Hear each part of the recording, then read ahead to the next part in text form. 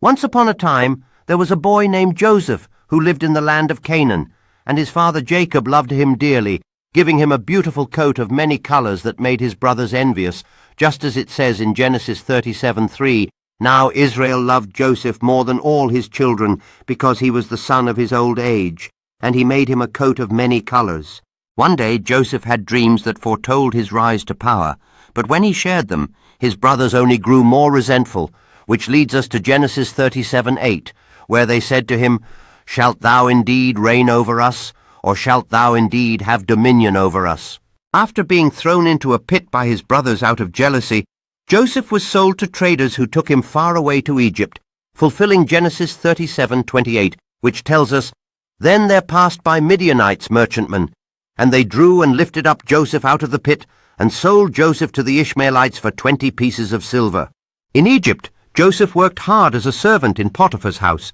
and due to his diligence and God's favor, he quickly gained trust and responsibility, as stated in Genesis 39:2.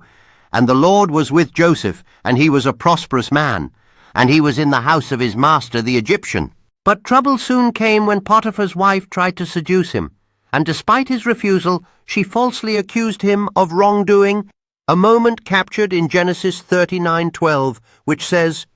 "And she caught him by his garment, saying, 'Lie with me.'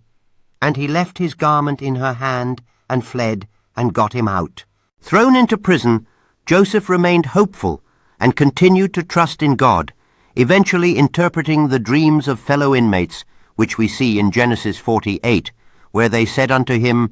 "We have dreamed a dream, and there is no interpreter of it." Eventually Pharaoh had a dream that none could explain, and remembering Joseph's gift, he called for him. This moment is reflected in Genesis 41:14, which states, "Then Pharaoh sent and called Joseph, and they brought him hastily out of the dungeon, and he shaved himself and changed his raiment, and came in unto Pharaoh.